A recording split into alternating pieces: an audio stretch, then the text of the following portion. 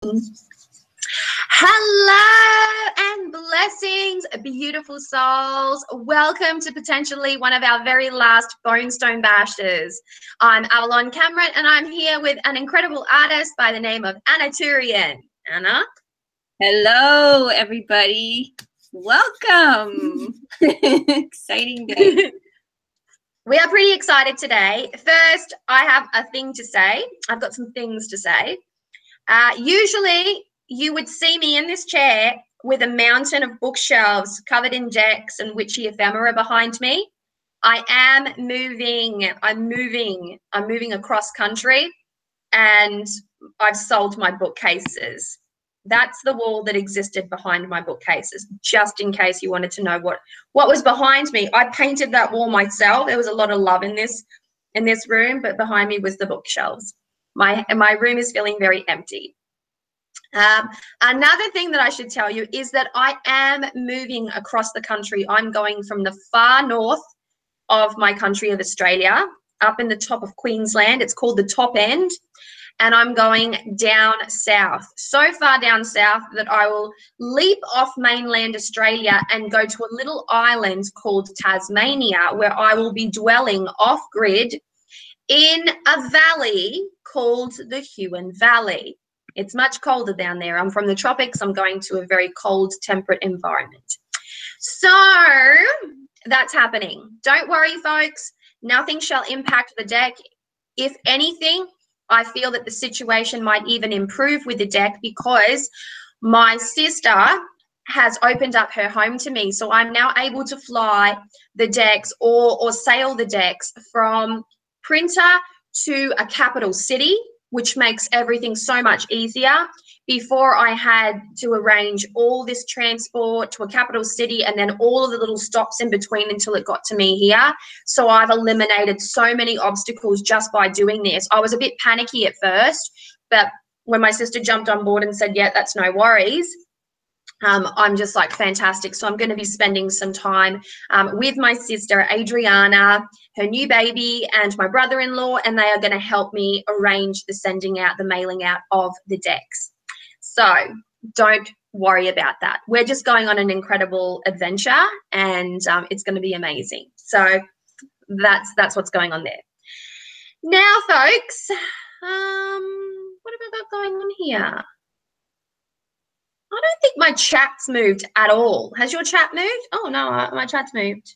Will you get a yurt? Oh, God, I hope so, Solaria. I hope so. I was just talking to Anna about this, and I said I can't really talk my family into a yurt. They're not 100% sold on the yurt like I am, so I might actually end up in a yurt myself just as my office, quote-unquote office. Not sure why I'm doing that. So a little shout out to everyone who's joined us. We have here Christina D. Hi, Christina. We have Spitfire Cat. We have Luna Solare. We have Barbara E. The Sacred Seeker. Solaria. Am I Witch Up the Road? Hello, Witch Up the Road. Janine Murphy and Unashi. Am I missing anyone? Rebel Child Tarot, hello. Chloe Neville, hello. Hope Lewis, hello. Now, okay, I've clearly got news, folks. I've just got some news that I have to get through before we just launch into this because I'm just seeing some questions come through here. I am selling off some of my decks for this move. I have been selling off my decks very, very slowly over the last 5 months as I've transitioned to a much more minimalist lifestyle. Not that I would call what I do at all minimalism, but simple and meaningful. And so I'm putting up for auction through my Patreon page. I'm putting up 74 decks. So 74 decks are going up for auction. Some are limited edition or out of print, I should say. Some are mass produced that have never been opened. They're still wrapped in their cello wrap. Some are used for me, but my used is damn near new condition. And then I've got about 3 or 4 that are used because I've pre-purchased them used. So they're the most worn decks that I have are these ones that I've purchased secondhand, which is kind of nice. I've got a nice little feel to them. Anyway, so I'm going to be auctioning those off via via Patreon, and the proceeds of that sale is hopefully going to go on solar panels for my off-grid house. How's that? How's that? Right now, folks, I think that since this is one of the last Bonestone Bashes that I can see happening, I think it's really important to open it up with a little card slinging. So I'm going to sling some cards for you. It's kind of the new moon yesterday, and you know there's beautiful new energy going on, and it's one of those situations, right? So I thought that I would sling some cards with a very new deck that I've got in my hot little hands here. You might know it. It's called the Bonestone and Earthflesh Tarot deck. And so I'm going to pull some cards from the Bonestone and Earthflesh Tarot deck for you. The star! The star! How funny, because the star is going to be the cover of the Cartomancer in summer edition, I think, the summer edition. So there we have it. We have hope, inner illumination. We have guidance. We have an unfurling of the spirit through troubled situations. Everything is now coming into light, a sense of illumination and levity, a sense of divine guidance, a sense of inner hope. And with that, the heart rises, it expands, and you feel amazing, expansive. So there's the star. So I might just do a 3-card. I do a 6-card. 6-card. What is it with you and 6-card readings? Every time I speak to Anna, she goes, "So I did a 6-card spread," and I'm like, every time, like 6 cards. I just because I just love, for some reason that's like my thing. I do 6. I will do 9 sometimes too. I generally tend to do 3 to 4. 6. What? You have a thing with 6. That's a number for love. Aphrodite's number is 6. Oh, we have the Ace of Cups. So we have the star and we have the Ace of Cups. So the cup runneth over. So with this hope and with this levity that the star card brings, and that expansive nature, that release, that onward and upward feel, we have the cup runneth over. So it really is a transition of cycles. That's beautiful. And then the Chariot, which is really strong, moving forward energy. I feel like this reading is for me, folks. It's like just, yeah. I'm living for this. I'm living for this right now.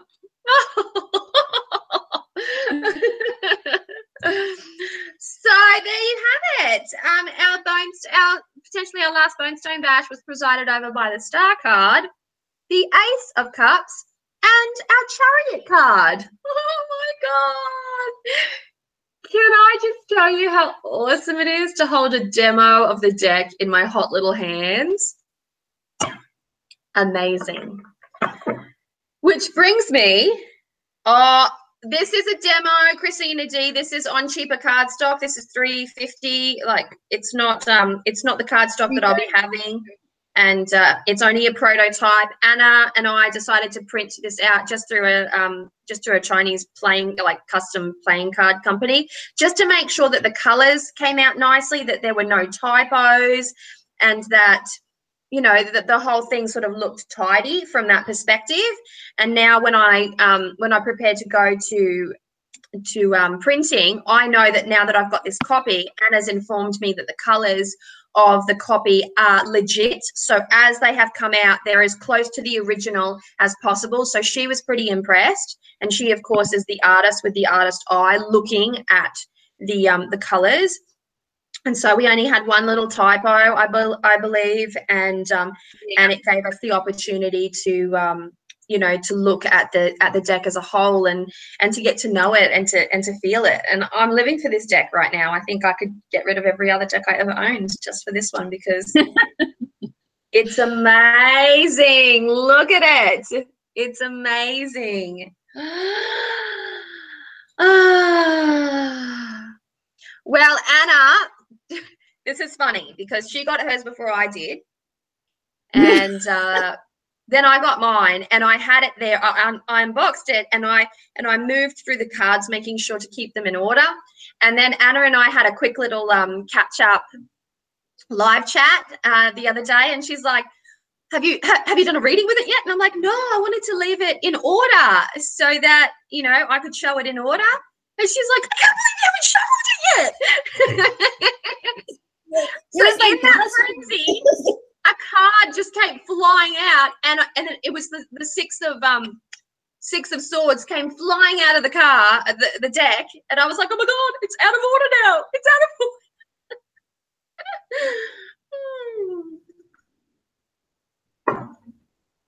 So folks, any questions? Let's have a look at the questions, Anna. Yes. Okay. Avalon, can I request to see the Justice card? Anna, you might want to show the Justice card because okay. Let me. I'm trying to start my. Which one? Justice. Justice, yeah. Okay. Justice. Started out the deck, lovely and colorful. Okay, here it is.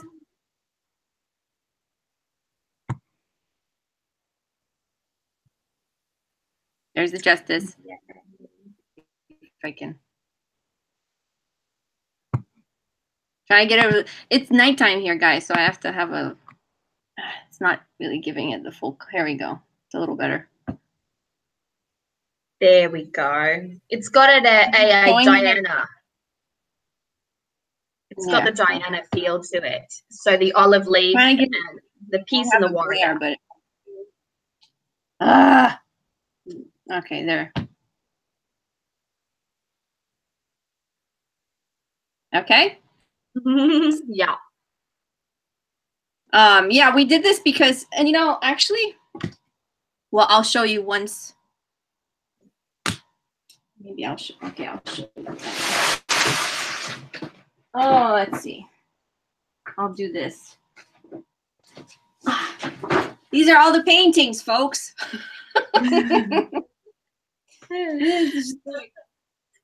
Anna's got the paintings. Oh, guys, I just read a comment then. I won't be disappearing off YouTube. Just know I'm just going to be traveling, and my father already has internet and Wi-Fi down there, so I will be able to upload almost immediately, but I am going to be on the road for a period of time. So what I'm going to do is I'm going to schedule some videos up, and I'm going to keep everyone sort of more or less posted. I've moved over to Patreon a little bit because during this process, my husband thought it would be really nice if we could document our off-grid journey, our family life and things like that. And neither one of us felt comfortable to do that on YouTube.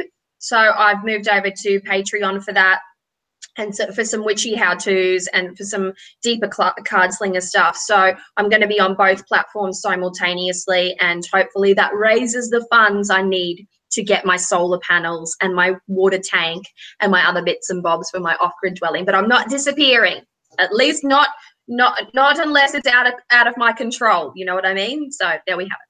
Sorry, Anna. I want to show them. I'm just going to show them a couple of cards because I can't go through every single one. It's 79 cards, but it is. Yeah, with a card. So what I'm going to do is I'm going to hold up so you can kind of see this. I wish this was daylight. All right. See if I can. Oh, you're going to see the colors that they're like very, very close. Like, look at the greens. Beautiful. So they're very close in color. Like that's the Magician. Let's see if I want to get the glare. This deck we printed because since Avalon is there and I'm over here, you know, I have the artwork. So I'm trying to see. I wanted to make sure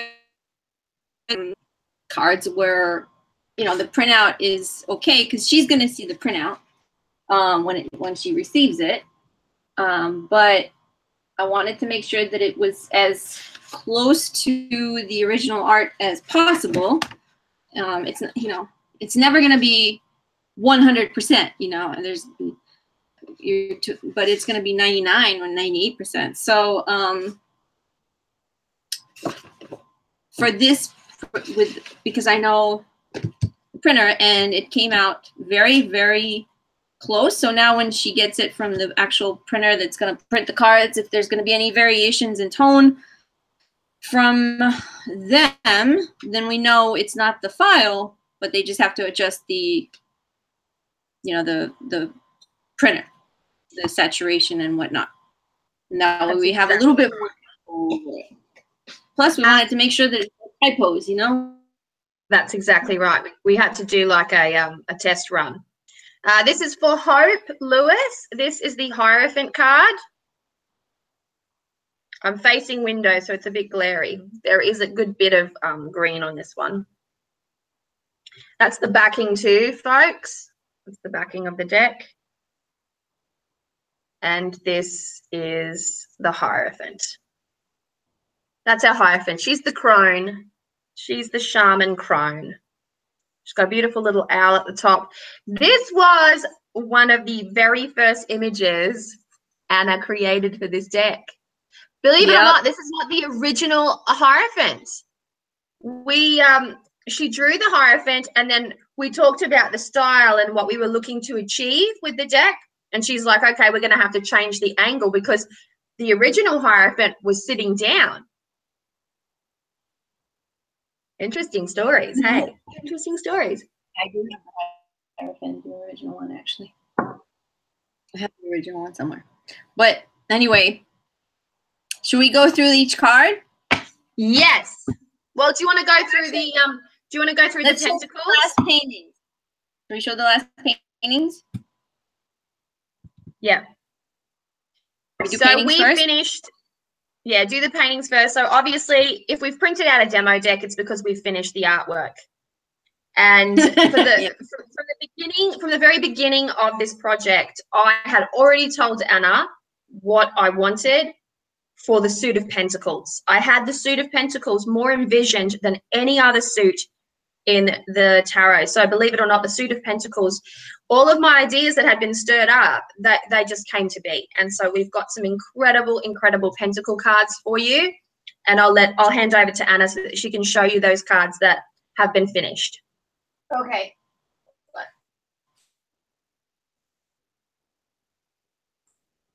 All right.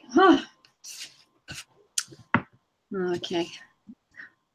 Solaria, she's saying the cards are a little more saturated. Actually, they're not. You know, it looks, when you shrink everything, you make it really, really small, it looks much more saturated than when it's blown up. But I actually went with my little kind of magnifying glass, and I kind of was trying to match certain areas, and they were pretty close. It's watercolors, so it's not going to be identical. Anyway. Okay, so this is, we left off on the 9. We finished the 9 last time. And then we had the 10, wait, no, we did the 8 of Pentacles. So we had the 9, 10, Page, Knight, Queen, and King left.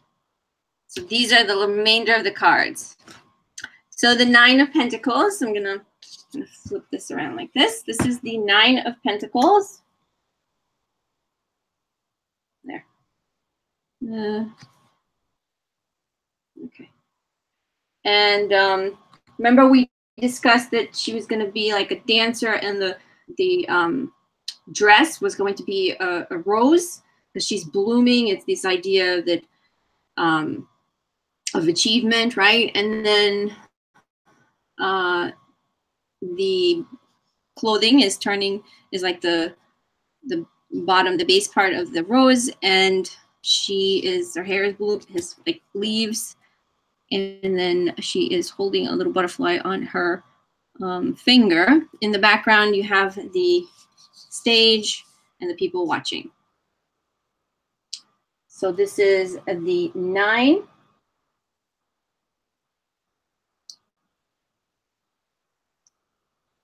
Okay. And then let's move to the 10. The 10, here's the 10 of Pentacles. And if you guys recall, there was the idea we had the yurt in the background, and she's moving to a yurt. Hopefully.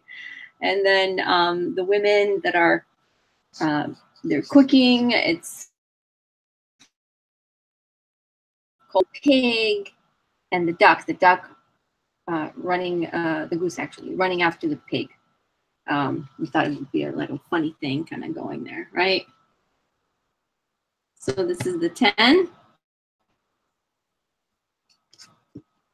And that's the card with the yurt in it, just so you know. It's like the 10 symbolizes happy families and, you know, a cycle of completion where everyone is feeling very materialistically satisfied, resources are up on the go, and, you know, it's a warm, nourishing, homely together card, right? And it has a yurt.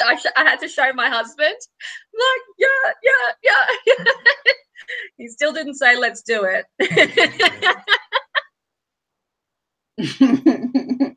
There's a hint.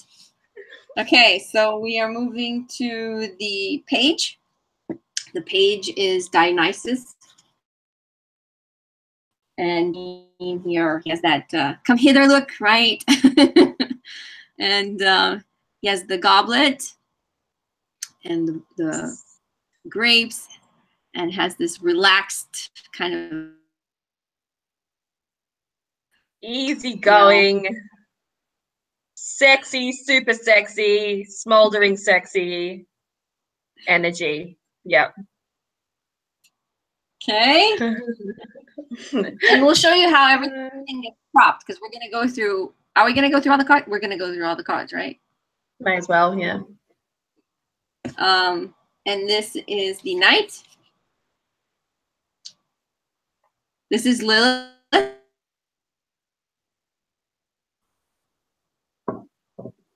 Here you see her with the snake and her skin. I'm going to try and kind of come in. Is you see the scaly kind of skin. And she's controlling the snake, right? She has mastery over it.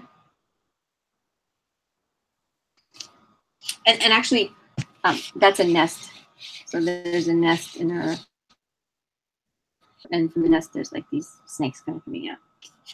Yeah. And then she was so exciting to work with. She was so exciting to sort of like put in the deck.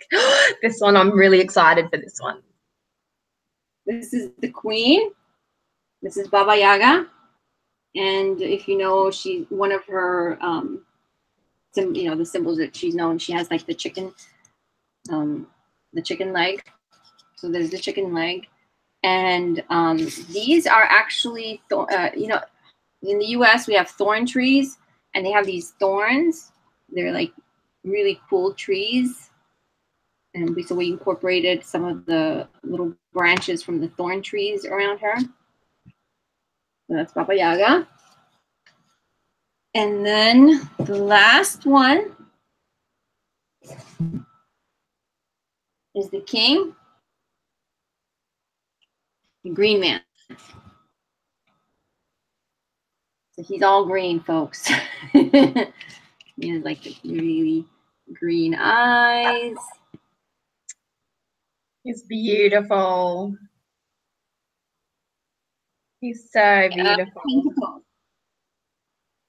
So these were the last 6 cards. You know, I actually looked. I found an email with the contract, and it was at the end that I sent to you, and it was at the end of 2016. And we started around that time.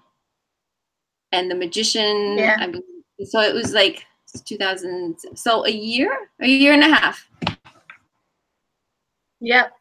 Almost 2 years. By the end of this year, it will be 2 years. I know. Yep. It's amazing. Fun. Okay. I know, so I'm going to go. I have my deck in order, folks. because we got 2 decks because I had to see it and she had to see it, and I was very stressed out because she didn't get hers and I got mine first, and I needed somebody to talk to.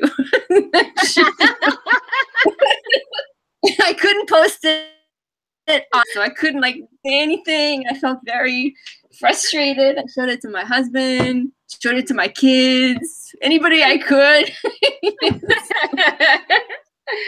All right. You should have seen the look on my face when it arrived. I got 2 packages in one day. One was a belated birthday present. And I'm like, oh, yeah, I just got back from my afternoon fitness walk. And he's like, yeah, you got 2 packages today. And I'm like, wee, it's my birthday week. And so I grabbed one and I'm looking at this little package and I'm like, what's this one from? And then it clicked, like the tape had this acronym on it. And I looked at it and I'm like, ah! Snatched the knife out of my husband's hand, opened it up. My carbon sister was there with me going, what the fuck is going on? And I'm like, it's the deck! And it was on. And so I had to let Anna know, and then we could have a talk about it because, you know, you've got to talk about these things. Yeah. Oh. Like at 3, I woke up in the middle of the night. I saw you got it around 3 a.m. my time. I was like, finally, you finally got it. All right. It's beautiful. I'm gonna this before I start showing. Okay, so I have to go ways back up. See, okay.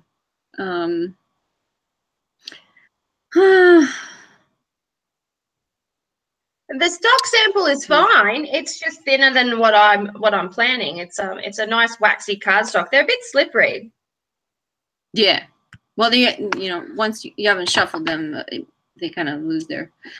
Okay. He looks kind of like the guy from the Vampire Diaries. Which guy? Who? Which that one? Would be Dionysus. Dionysus? Which guy? I'm thinking. I think Damon. Yeah, a little bit, actually. He does, kind of. But mine's hotter. Yeah. Right. Christine wants to know how your unboxing experience was, Anna. My unboxing experience? I picked up the kids from school, and they usually were like, and I saw the box outside my door, and they were like, mommy, mommy, mommy, and I was like, everybody quiet, I need a moment. So I just went and I locked myself in the bedroom. I was like, I hope it's okay, I hope it's okay. So I was like going through each card. But yeah, I had to like separate myself from the entire world. That's exactly right. It was the same. Mommy got the cards. Mommy got the cards. Can we see the cards? Only if you don't touch.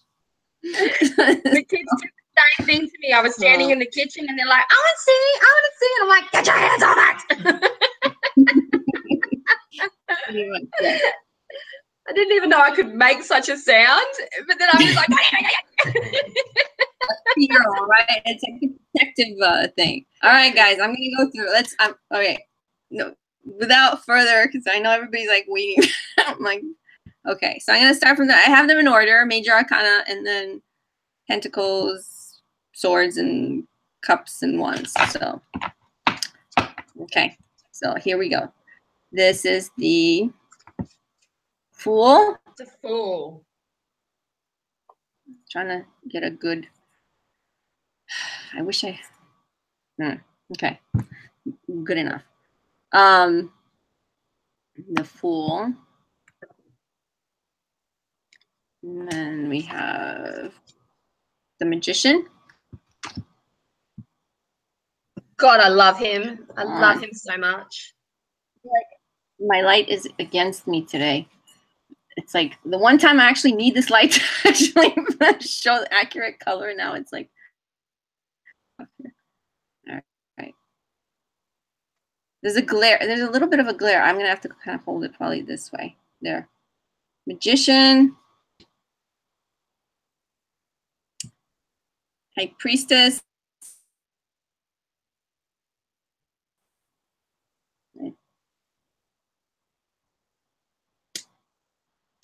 the I'm drawing a blank. Empress. Okay. Empress. And I have the name right there. You'd think I would figure it out, right? Oh, Empress. Emperor.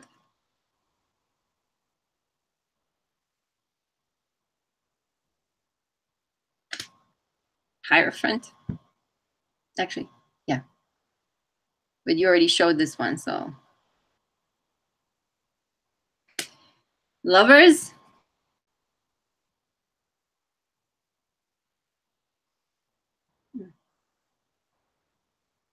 It's not blue, folks. There's no blue tint. It's just for some reason I'm getting a blue tint on this. All right. The Chariot.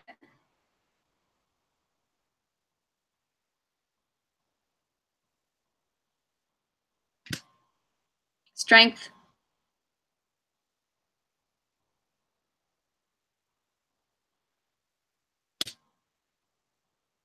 The Hermit.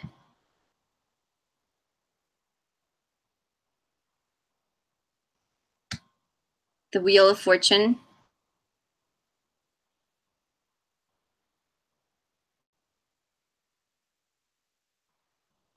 Justice.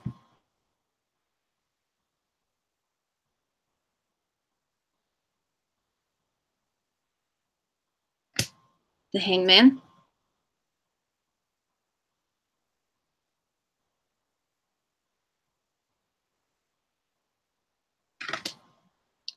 Death.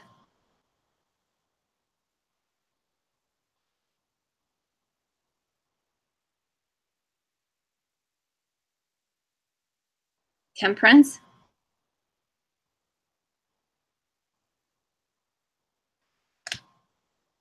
Devil.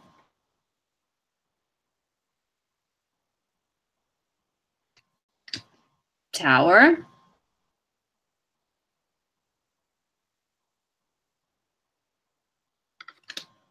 Star.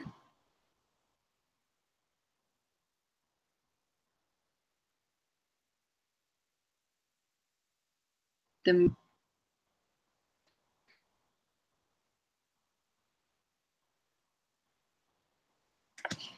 Sun.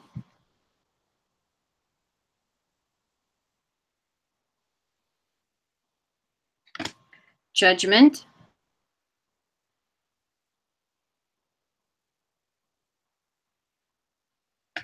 The World.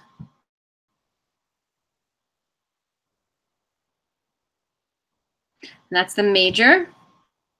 Oh, I'm going to put the Bruxa card too after the major. And there's Avalon. Yay. I made it in there. Wasn't my idea, folks. I'm not narcissistic, I swear.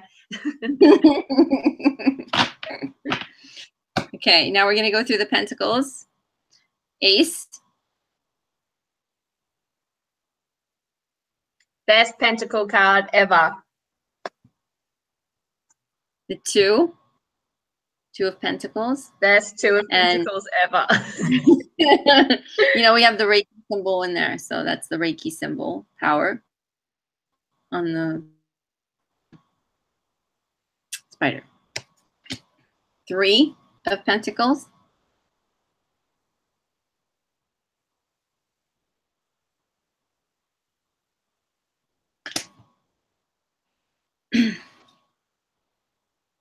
Four of Pentacles.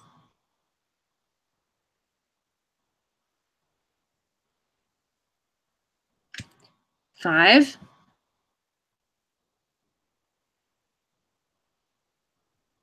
Amazing five. Six. This one you guys voted on, I remember. It's true. There's a couple of others that were voted on too. Seven of Pentacles. He's harvesting the mushrooms. I remember that. I just didn't want truffles. Eight of Pentacles. That card has been stalking me across decks, but now the Bonestone. The Eight? The 8. I've pulled it about 3 times. 9 of Pentacles. So now you get to see the card and the painting in the card. Beautiful. 10.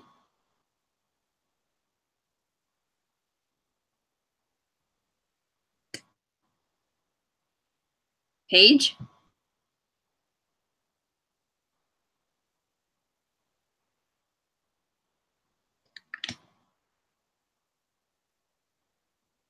Knight of Pentacles.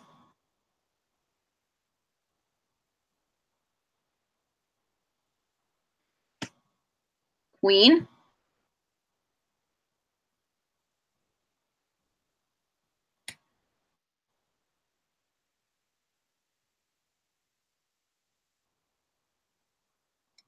Now we're moving to the swords. Ace of Swords. I feel I should have drums in the background. I can do this. I can do this. 2 of Swords. 2 of Swords. It might be a bit flat, but I can do this. 3 of Swords. Very flat. The fact that I can't get the color right on this thing.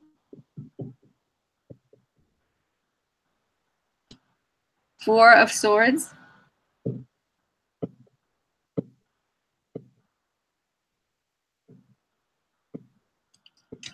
5.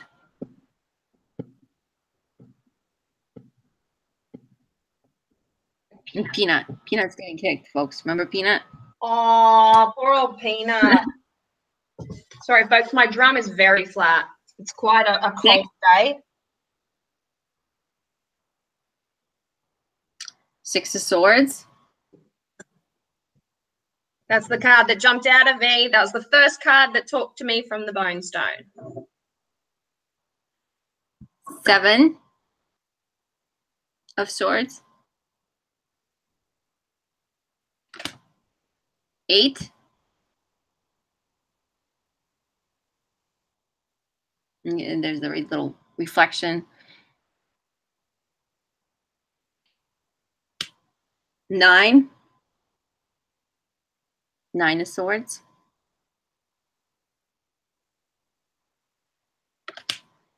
10 of Swords.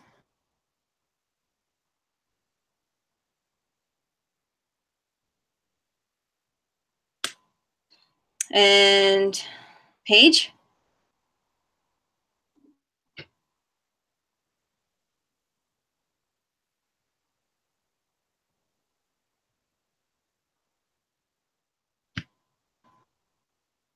Athena as the Knight of Swords.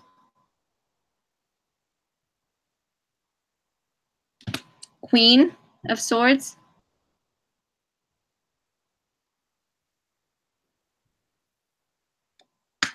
And King of Swords. King Arthur. And now we're moving to the suit of cups.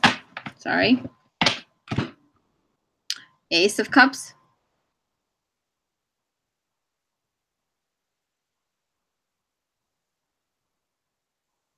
2 of Cups.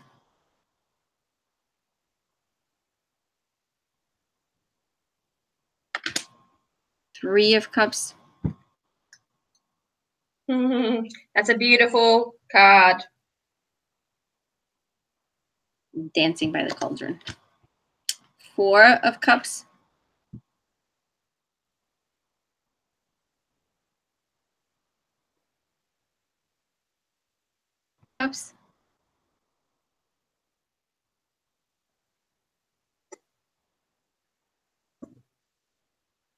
6 of Cups.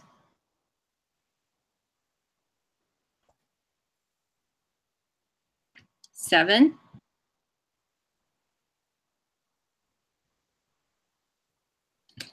8.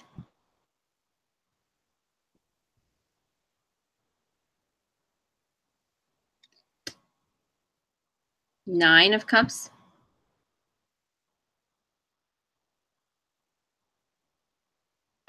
10 of Cups.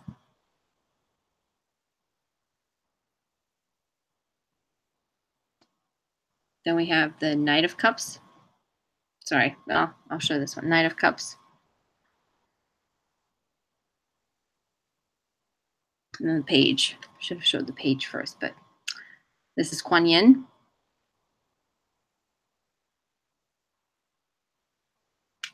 Queen of Cups.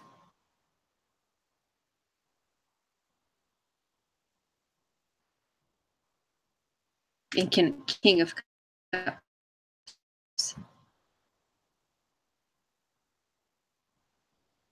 Now we're going to the last suit, which is the suit of Wands right now.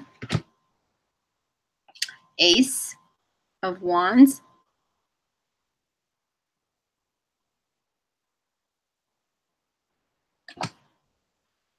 Two of Wands.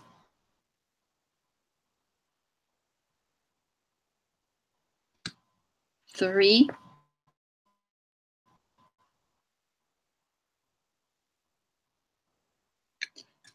Four of Wands.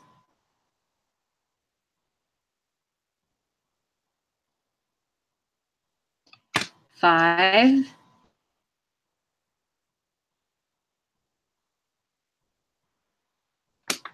Six of Wands.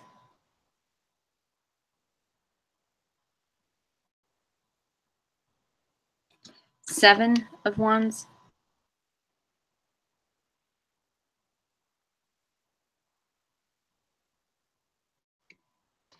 Eight of Wands.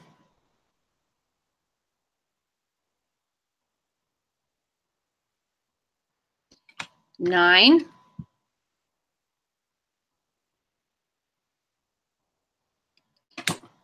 Ten of Wands.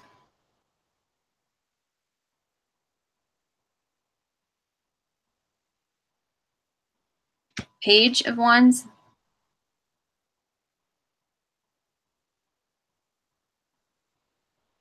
Queen of Wands.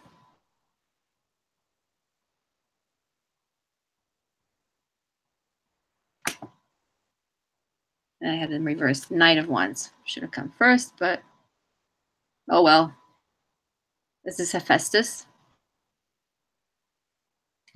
And the King of Wands. Ra. And this is, obviously, this is the backing. So that's it, folks.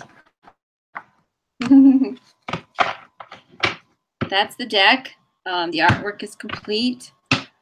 And this is just the sample again. Only so we can kind of see how, because you have to kind of see the colors, because we also separated them, and like you have the backgrounds, like the cups have a particular background. Yeah, I'll show you. The cups have a background. They've got a pinky background. The swords have a bluey gray sort of stormy background. Right. So if you look, these are the pentacles, so you can kind of see that the pentacles have like all this sky, the blue, teal, all throughout. So that's, we wanted to make sure when, you know, because you can stare at a screen, but it's never going to make it, you know, you can't really. And then the swords have the, you know, color to them. This blue gray. That's exactly right. The whole thing. And then you have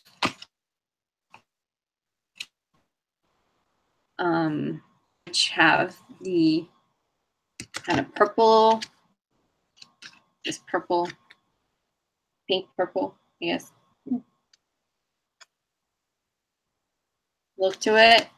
And then you have the ones who have the red and the orange, kind of, when you kind of see them. So that's why we wanted to make sure the colors are okay.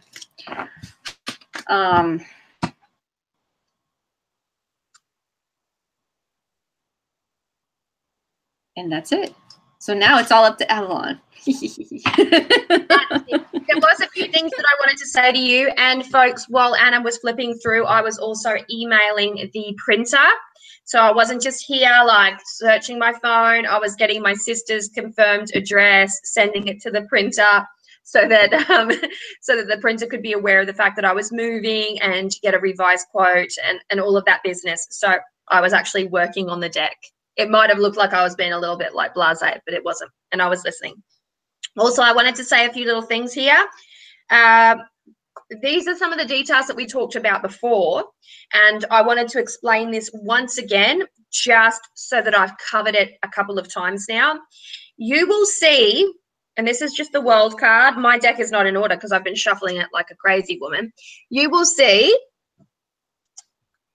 at the top here, you will see the Roman numerals, and the Roman numerals on this card are in black. But then you will also see that on a darker black background here on death, the Roman numerals are in white. So you will see this take place, the Roman numerals in black, the Roman numerals in white. And this is for visibility reasons. Obviously, if there is a black or a darker black background, it becomes harder to place a number or an image or a little graphic over the top of it, and to have that graphic be, you know, quite eye-catching. These are not bright numbers. They are slightly faded. They're only meant to be a guide. The actual card itself is, of course, in the bottom there. And only the majors have Roman numerals. So there is that. That's one thing to consider.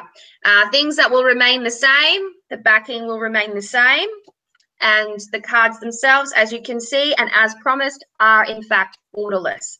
And the borderless aspect of it turned out to be really beautiful. Look at this full card. Look at this absolutely beautifully borderless full card. Wouldn't you like to journey with this full card? Wouldn't you like to sort of lean into this picture and do a beautiful path working with this gorgeous full card? It is amazing. So we've managed to put together a beautiful deck. There were no great errors in the deck. The colors came out beautiful.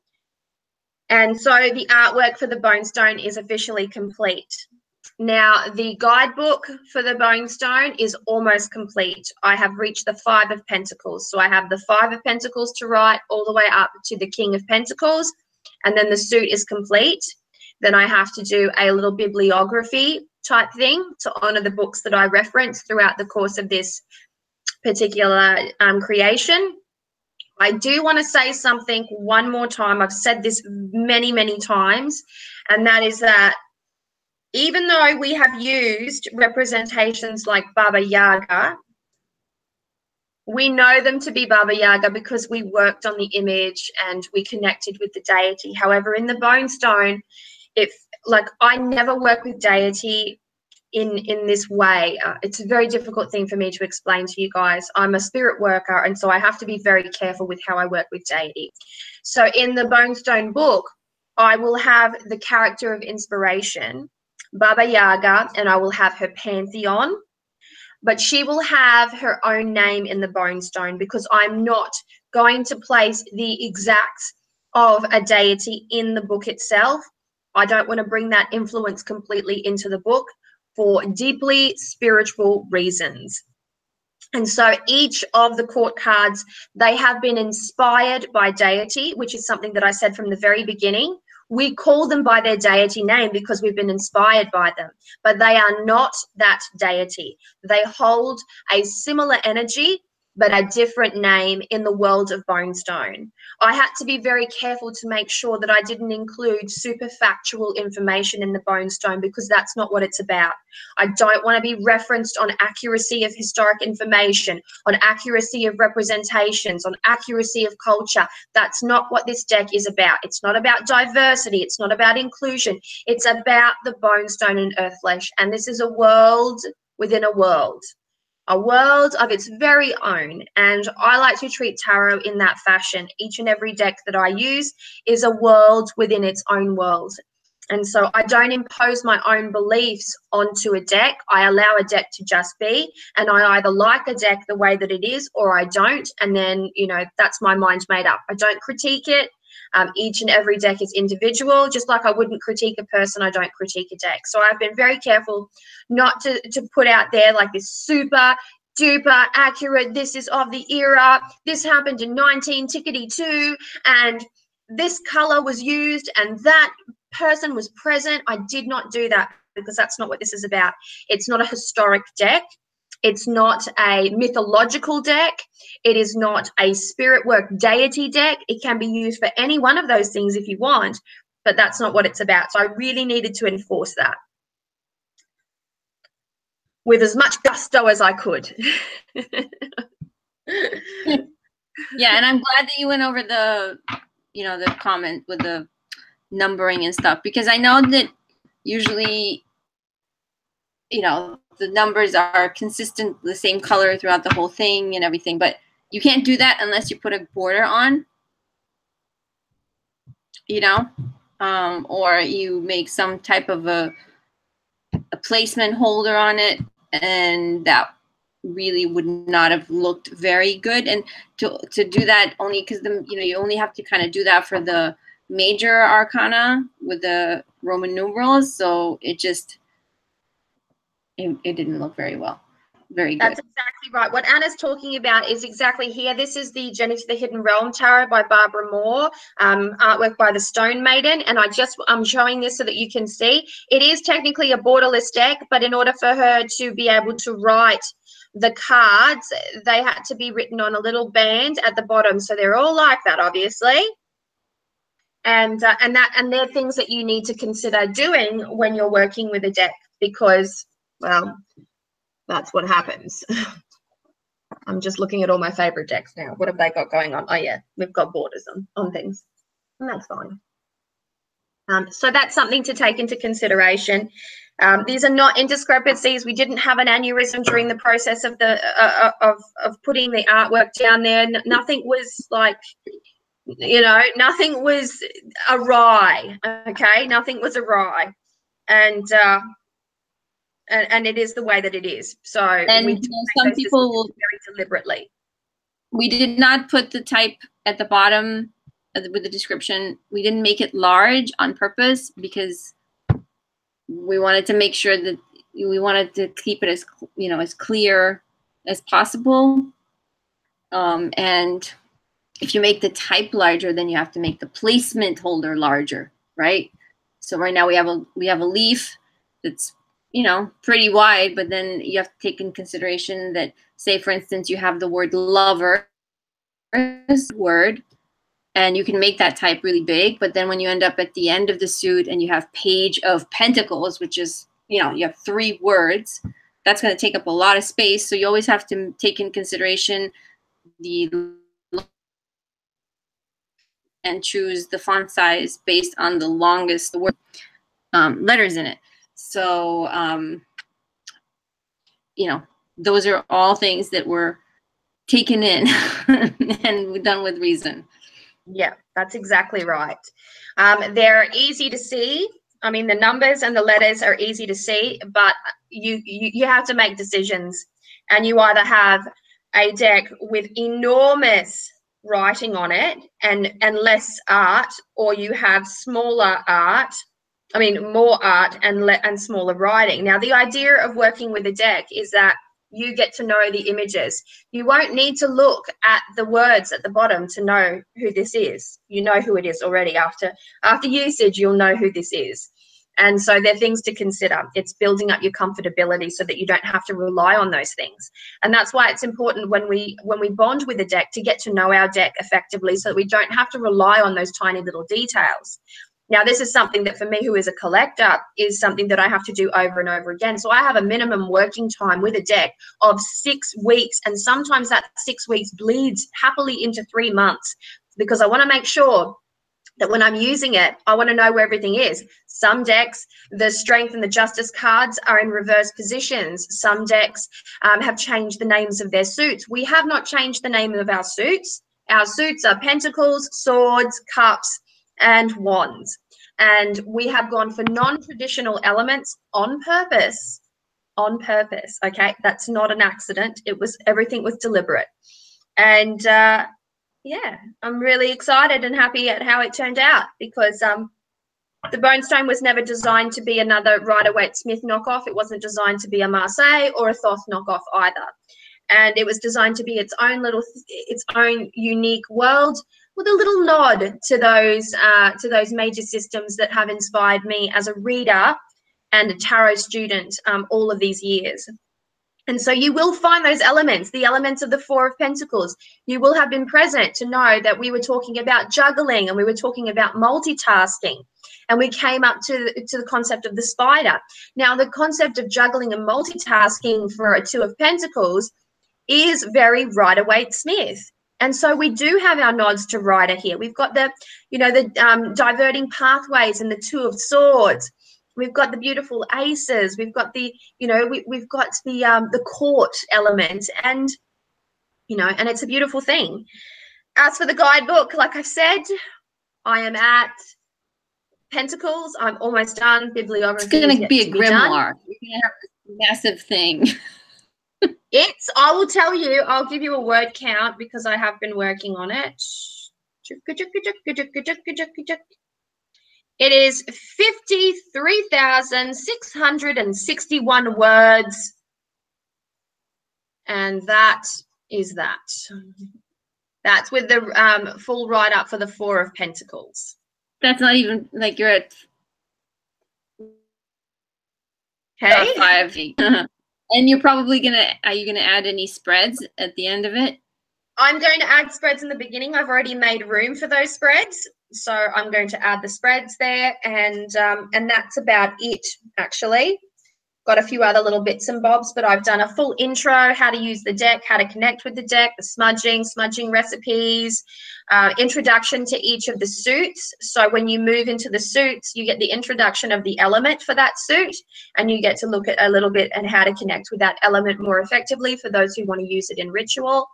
You will have the name, the Bonestone name, the traditional name. You will have astrological elements, Kabbalistic elements. You will have the essence, which is essentially a string of keywords. Then you will have the narrative. This is where the Bonestone stands alone. The narrative is a unique story, a very short story, a very unique short story of the card. It is not an analysis of the symbolism. I was never, ever going to do that.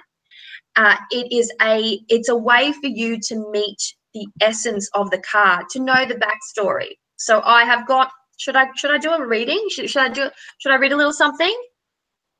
Yes. Okay. Okay, well, the last thing I wrote was the Four of Pentacles, so I may as well go through the Four of Pentacles, and I'll go through each and every aspect. So the Four of Pentacles, you'll have the title. You will also have the Bonestone name, which is the Lady of Jewels. You'll have the number, which is 4. You'll have the Sephirah, which is chest, in brackets, mercy, Sephirah 4 in Asira, which is action. Astrology is Sun in Capricorn. Major Arcana associations are Emperor and Temperance. Then you have the essence, which is materialism, solidity, rigidness, possessions, accumulation, miser, selfish, control, yearning, frugal, possessive, money hungry, insecure, ambition, misfortune, fear, reluctance, structure, and a few other bits and bobs. The narrative. The Lady of Jewels was once a creature of fame and fortune. She has drawn to her every wish, and her every wish was something boldly materialistic. She wished for a beautiful home, for dazzling jewels, for mountains of wealth, and she received all of her wishes, and in doing so, she became obsessed. She became so obsessed, but she became so obsessed, I need to do some editing here, folks, that she would not leave her dwelling. She blatantly refused to step outside and engage with life, preferring instead to remain in her dwelling, admiring her belongings and enveloped by her treasures. Her outside home, her presence outside of her home grew less and less. Her community was no longer accustomed to seeing her roaming the streets and in her lavish robes, and for a while they wondered where she was. They wondered out loud about They wondered out loud about curiosity and beyond that, but no one bothered. I've really got to do some editing, so excuse me here, folks. Years and years went past and no one remembered the Lady of Jewels. No one remembered her peculiarity. No one remembered her wealth of belongings. No one remembered her at all. And while the world continued to turn, the Lady of Jewels faded into oblivion. There in her house she remained, an empty shell, just bones. Bones adorned in jewels. For the love of all of her things, she gave up her life, to sit and watch the world go by, immersed in the comfort of things, yet separate from those whose love could have bought her a mountain of wealth of experience. And so that's the narrative, which needs obviously a little editing. In a reading, excuse me, when the Four of Pentacles appears in your reading, it could suggest that you are in danger of holding on too tight. Yes, you have achieved something beautiful. You have reached a point of solidity. However, now is not the time to rest on your laurels. Now is the time to take a brief pause to gather your strength and proceed onwards to your next goal. The Four of Pentacles can also mean new resources coming into play. There is no need to be frugal here. Instead, decide to use your resources wisely so that they can in turn multiply. The Four of Pentacles might also suggest that despite all your resources, you are still in a state of dissatisfaction with one's lot in life. Perhaps you have been investing far too much time and energy into accruing wealth and resources and not living life to the fullest. Remember the saying, the best things in life are free. Simplicity can be a beautiful remedy in times like this. And then I have the reversed, which is when the Four of Pentacles appears reversed in your reading, it may suggest a short-term loss of resources. You may be facing certain obstacles pertaining to employment, money, or health. Should this be the case, then it is important to restructure, to gather your resources and put them to work for you in different ways to that which you may have originally thought. Remember that Pentacles are ruled by the earth element, and earth is extremely practical. Another aspect of the Four of Pentacles reversed is that of success, which then leads to fear. You may have reached a goal and as such expanded in a way that has led you into a new and exciting situation.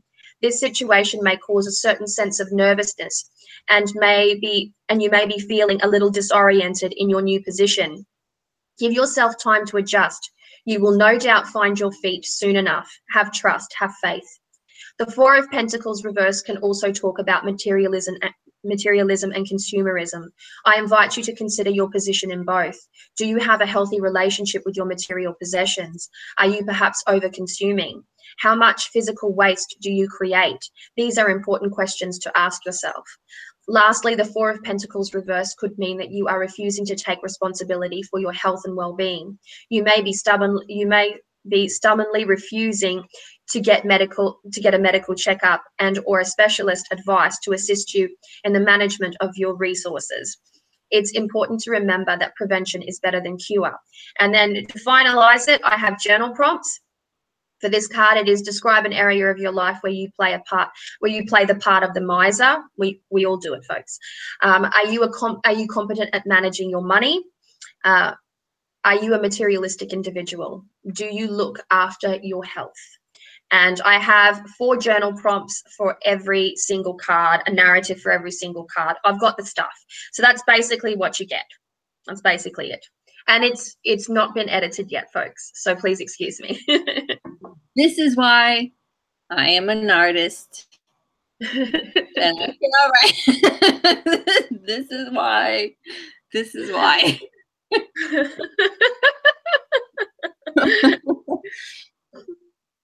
So that is a general structure. The structure does change. I just want to let you in on this. The structure just changed ever so slightly. So you'll remember everything that I've just said then, but I want to go to a court card here. Hang on, I've got to just tilt. Yeah. Where's my court? Oh, here, Queen of Wands. Perfect. For the Queen of Wands, I have the Bonestone name, which is Witch Queen, and then I have the character of inspiration, and this is what I was talking to you about. The character of inspiration is Maria Laveau, New Orleans Voodoo Queen, and then I have the number, the Sephira, the astrological combinations, which are Leo and or Aries. I couldn't find conclusive information. I checked every book and resource, and most people have put down Leo and or Aries, so I did the same thing. Elemental combinations. This is where the you get a little bit of something extra with the court cards. The elemental combinations are there for the Queen of Wands. It's water and fire. You get a really strong narrative, and you get your narrative as you do with every other card, but then you also get in your reading section, and just below your reading section you get as a person. So take, for instance, the Queen of Wands as a person is a beguiling creature who effortlessly moves through life with the grace and poise of a true queen. She appeals to many. Her appearance is a visual delight to the senses. The way she speaks, the tone of her voice, the way she moves, these are demonstrative of a powerful arsenal capable of bringing a kingdom to its knees. And so I introduce you to the type of personality, and you might meet these personalities in your day-to-day life. You might associate certain individuals with these types of personality traits, and these are personality traits that are true for me, and that's how I view the court cards. So you get a little bit of my own personal take in there. You get quite a lot of my own personal take in there, folks. It's not copied information, let me tell you. I have referenced to make sure that I'm not going too wildly off kilter, but there you have it. So I shall talk no more about the book. It's going, the majors and the first 3 suits have gone to my volunteer editor, and so she's going through that now. She said it could take 2 to 3 weeks to get through that, and while she's doing that, I'm finishing off the pentacles, and then once the pentacles are finished, I do the bibliography and the what's-a-majiggies, the spreads, and we're more or less done. Yay. I'm excited. I was so I have to tell you, I want to see the box done and everything. I was so desperate that I went and I looked at Koifen. I can't pronounce her name. How do you say her name? Koifen? I don't know. She did like all these boxes online, right? I can't pronounce it. I can't pronounce it. I give up. But you know who I'm talking about. Yeah. So I spent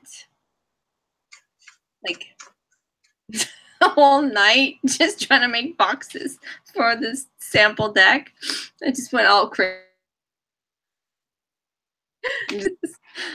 just because I had to, because I'm like, because you're an artist and a creator. Because I was like, I need a box. I have to have a box. I cannot leave it without a box. So, yeah.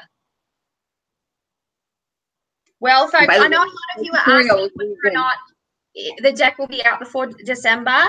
I'm still sticking to the December timeline because I am moving through the Pentacles now. The editing of the book is going to take a little bit of time. And then once I've edited the book, then I will be sending the files off to the printer. Yes, I've settled on a printer. It's none of the printers that I've spoken about before. The quotes from all the printers that I contacted were very, very expensive. They were, I've been quoted anything from $100,000 US dollars, that is, to 40,000 Australian dollars to 30,000 Australian dollars, and that's just ridiculous. I'm not paying that for printing at all. And so I want all the proceeds to be able to go into paying for the good cardstock. A lot of those really high quotes couldn't even guarantee me extraordinary cardstock and the things that I wanted, the type of box that I wanted. So it was really disheartening, and I was really, really quite down for a bit there. In my own way, I'm not a huge downer person, but I was just like, I had to cry to my husband. He gave me a good hug. That lasted for about 4 minutes. Then I put my big girl panties on and I marched on, So I managed to get a printer. I am printing through China. For those who wanted to know, I am printing through China. The name of the printing place is actually escaped me, but I can link it in the Bonestone because I want full transparency here. I've received certain number of quotes by air and by sea, and I'm just determining which one's the most cost effective, which one's the safest. And I have to consider things like import taxes. So I've got to do customs and an import tax, and also freight from wherever it's arriving to my house. So all of that needs to be factored in. So it's not just the printing, it's also the printing of samples. So once I finish everything, I send it all off to China, and they will cut a little plate for me, and they're going to print the sample out. And the sample will cost me $200 US. Yes. Yes. And if that sample is in some way flawed, I have to get another sample, which will cost me $200 US. So don't worry, I'm paying big money for decks here, guys. And until the whole thing is perfect, I'm then going to go, okay, we can go to print, I'm going to pay them their big chunk of money, they're going to send it out to me, and then I'm going to have to start, preparing to receive them, to buy boxes or bags and bubble wrap. Unfortunately, because I went through China, they don't have that environmentally a friendlier option. And it is what it is. I'm living and learning here on my feet. If I want an environmentally friendly deck and I want to skip all the bits and bobs, and I want it to be a secure deck that's not going to get damaged in any way, then what's going to happen is I'm going to have to pay bigger money for it. So it's one of those situations that the more you want to adjust, the more you want to add, the more you have to pay. And, that's not what I'm doing. I want a beautiful deck, but I'm not really all that concerned with how the deck is going to be wrapped in layers of tissue paper with, buds and blossoms and leaves all over it. I'm going to make the deck beautiful. The box is going to be beautiful. I'm going to wrap it in what I like to call bubble wrap, so that when people receive it, it's not going to be all dinted and damaged. I'm going to try my absolute best to do that. Breaks my heart that I'm going to be using that much plastic. The Australia Post Company have told me that I'm better to do it in a tough bag. A tough bag is completely waterproof. It's essentially a plastic bag that you seal up completely, but there's no padding in there. So I have to then put the bubble wrap over it. So you're going to need a box cutter to cut through the bubble wrap. But these are all things that I've had to look at. It's the corners of the box you have to worry about, because they tend to get, because they throw them, Yeah. I've noticed if you slide out, it's almost like they say, oh, really? Let me see how far I can throw it, So it's just it ends up being worse. So I stopped writing fragile on them because it seemed like they were actually doing it on purpose. But anyway, so yeah, it's just for the corner. That's it. So I'm just gonna bubble wrap it, and I'm not going to waste as many resources as other people do. You can get out of control putting those styrofoam things. The way that I see it, bubble wrap is still shit on the environment. It's fucking terrible and it's rubbish. However, packing peanuts are worse. Yes. They're insidious and they are worse. And yes, I could get paper to cushion this, but I would honestly need more paper than you could possibly dream, which would then increase the weight of the package, which would then mean that I had to charge everybody more. And I'm not going to do that, right? So it's going to have to be bubble wrap, and that's how it's going to be. And one final word on shipping, and that is that I know that we went to pre-orders in July last year. Many people have moved residence. I myself will be moving residence, so I get it. What I'm going to do is I will individually confirm, and this is going to be a big task. From the very start of these orders, the first person to place these orders, I'm going to contact you via Etsy, and I'm going to confirm your shipping address. Once you have confirmed that shipping address, that is when your parcel will go out. I'm doing this, I'm taking that extra step and giving myself that more work to do, because I want to make sure that there is no indiscrepancies when it comes to the mail out.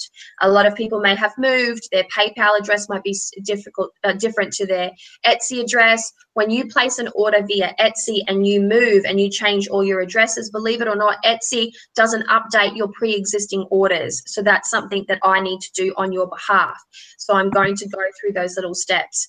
The mailing out of these decks will happen in order. The first person to have placed the order will be the first person to be contacted and the first parcel to go out, because that is only fair. It's, you know, it's the order in which people arrived. If it was a queue, that's how somebody would do it. Okay, you're first in the queue, there you go, there's your thing, and so on and so forth. So it's not going to be randomized.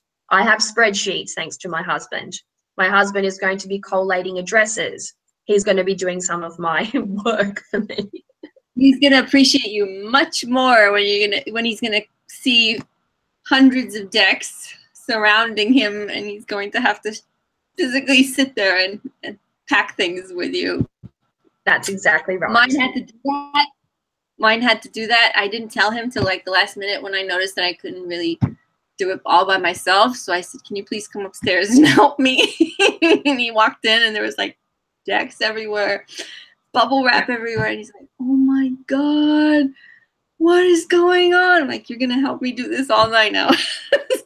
Yeah, well, that's exactly right. It's a huge undertaking. I don't have a team, folks. I'm gonna rustle together a team. I'm gonna be like, friends that know me, come and help me. And I'm gonna have to pull out every friend card I have. Just know that I'm using all my friend card, which is a very precious resource. I'm calling people from Darwin to come and meet me in Brisbane. They're going to be flying across country to sit there with me and help me do this. She doesn't know that she's doing this yet, but I'm pulling the friend card. When you pull the friend card in my circle of friends, you drop whatever you're doing, even if that means you have to put your baby labor on hold, and you go and help your friend. That's where I come from. That's my space there. Anna's flying out to Australia to help me. You know what? I actually would love to do that. You should. I'll just tell them it's December, right? So that would be like right around school holiday thing, and I'll be like, leaving, bye. And you know what? It's also summer in Australia in December. You know, even better. There you go. To look for. Yeah. Things to look for. Now, folks, I just saw that somebody was asking how many decks were left. Let me just have a little look skis. I don't actually know. I should, but I'm not fanatical about it.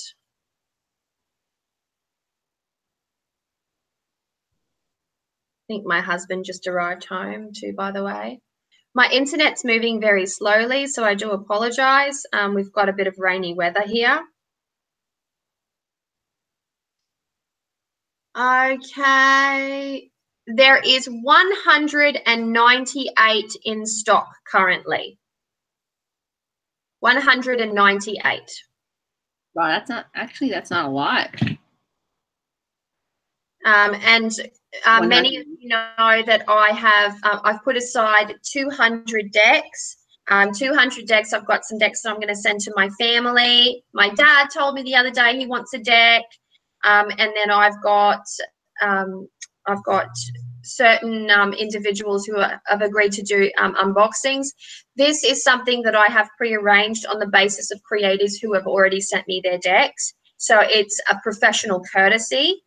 So I have been fortunate enough to unbox beautiful decks of beautiful creators, and so I've selected a few creators who have come to me for my support, friends of mine, and then I'm going to, in exchange, ask them to do an unboxing for me. So it's kind of like, it's a little behind the scenes thing that you kind of do. And then the remainder of those decks are going to be just in case, like the just in case decks. There's my hubby. You can see him because there's no bookcases there. Say hi, husband. Hello. We were just talking about you. This is my Bonestone Bash. So you are currently interacting in the world of Bonestone. This is my husband, Matt, everyone. Hi. Hello. Matt, you've met Anna before, haven't you? Yeah. Matt's been volunteering at the tuck shop because he's on leave at the moment, and that's why. This is my husband. This is my beautiful husband. He's the one doing all the smoking for me behind the scenes. Yes, that's. I don't know if I've already said this. I feel like we might have, but yeah, I've created a tier on Patreon for Matt, myself, and our 3 kids, and all of our adventures. And yeah, so we're going to start uploading to that one. There's nothing uploaded yet. Well, there's a little tiny video.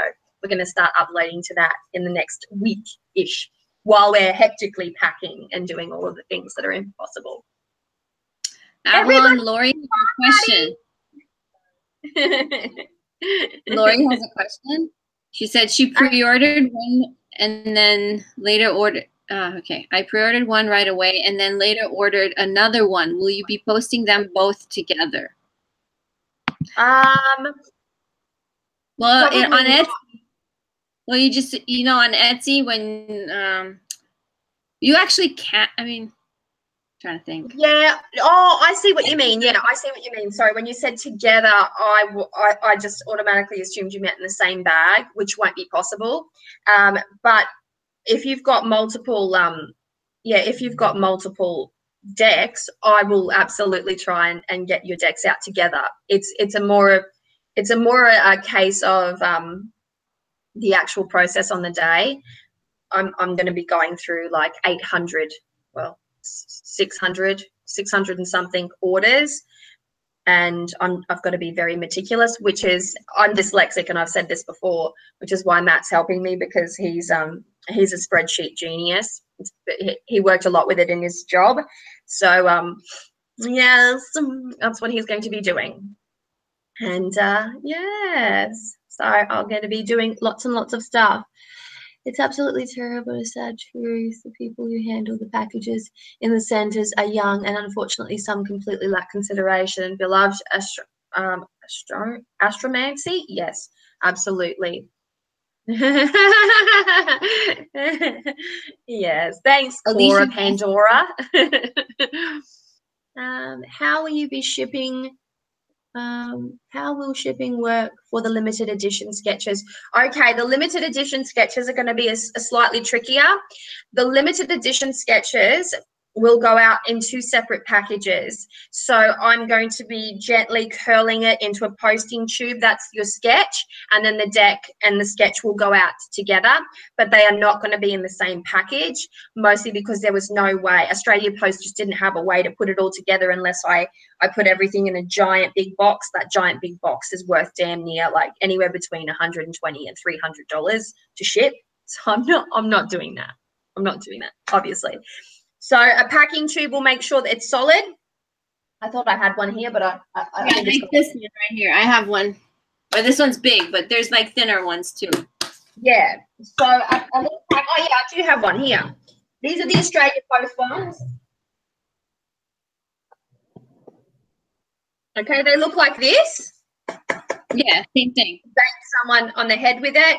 They've got a little plug down the bottom, and then you can go and seal it, and that's what I'll probably do. I'll just put packing tape and seal it all so that the top and the bottom can't come off. And they're waterproof, unless, of course, somebody drops them in the ocean, in which case I'm not sure what will happen there. But, yeah. We have photocopies. That's exactly right. So that's... Oh. Yeah, the sketches will go in those, and then the boxes will go in the tough bags. They're called tough bags. That's what they're called, tough bags. And so, yeah, that is that's the way that it's going to happen. And then good old-fashioned bubble wrap. It's incredible. I can show you guys some of the sketches since you mentioned. I actually have to send these to you before you. Right? Oh. Yeah.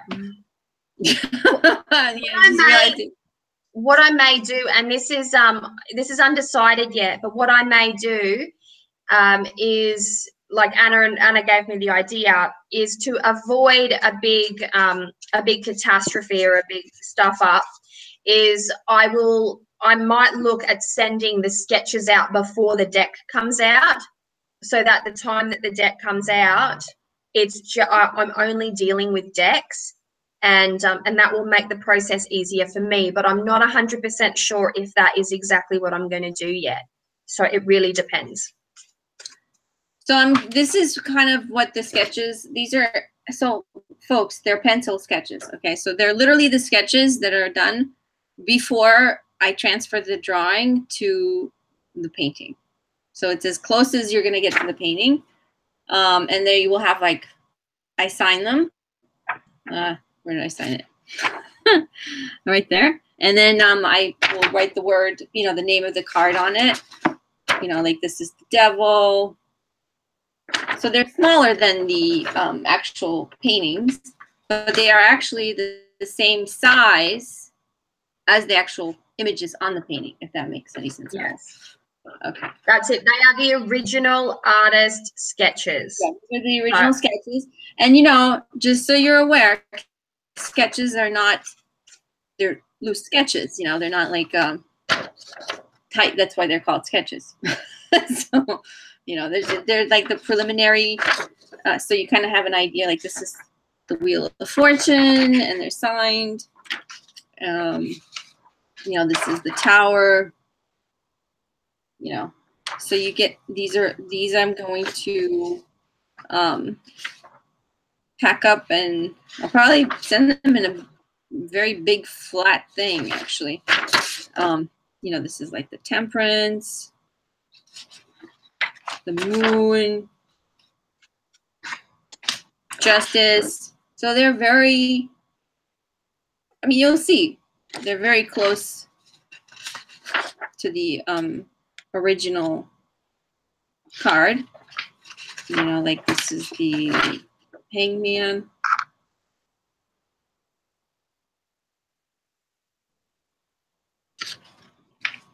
A Chariot. I'm not going to go through all of them. There's just like too many. But a little idea. Yeah, so that's what you're going to get. It's going to be signed by moi. I'll sign them. By the artist extraordinaire. My real name. I'm not going to put Luna Solar on it. Don't worry. Putting Astorian. Speaking of putting one's real name on something, I have a secret that I cannot hold on to anymore. Anna is putting together a little something artistic for you all. After I have bullied her, and she's doing it. Started yet. Stressing me out. I'm gonna cry. I bullied her, honestly, because I think she's an incredible talent, as you can see. Did you see what she just did then with her little incredible sketches? The average human being couldn't even dream of drawing to that capacity. And Anna does a sketch, and then she's like, you know, they're like an artist sketch, and she's downplaying the awesomeness because she genuinely is like this. They're like, I don't know, it's still not as, you know, but Anna, they're incredible. They are a treasure. They are a professional, limited edition, hand-drawn sketch by an absolute master of her craft. So rest assured, this is a treasure to be looked after and something of great value to be very proud of. And that's why I think you should do lessons.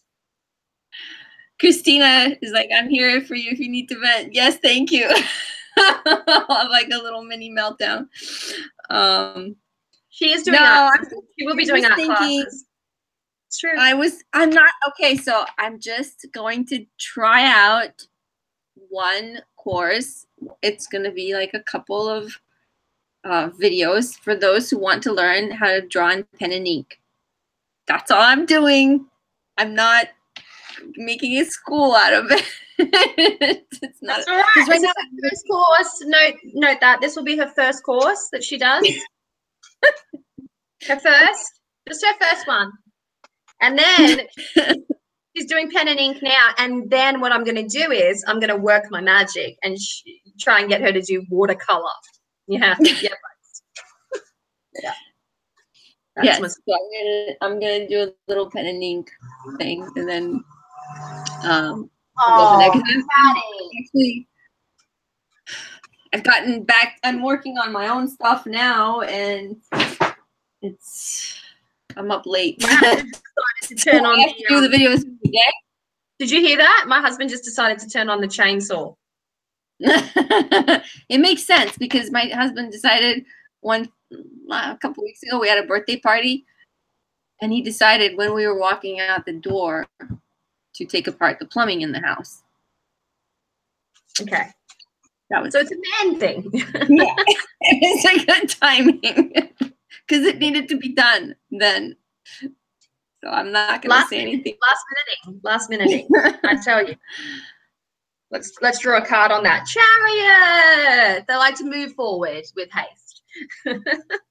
Chariot doesn't mean haste, folks. I'm just jesting. I should really be very careful about how I jest about tarot, understanding, of course, that I know what tarot means to a degree, and other people do as well, but there are some that don't. And then if I say something silly, then I have to be careful that the person that doesn't know remembers it and goes, oh yeah, the chariot means haste, when it really doesn't. Oh, Avalon, does. You told them that you were going to talk about your supernatural thing that happened. You teased it. Oh my God, my supernatural thing. Okay. Grab a cup of tea, folks. I'll make this super duper quick. So I have to set the scene for you. I was driving down the street on a Thursday night, and I had my oldest daughter Savannah with me, and we had just gone into town, into the city, to get a birthday present, a couple of birthday presents for my youngest daughter. This is in March.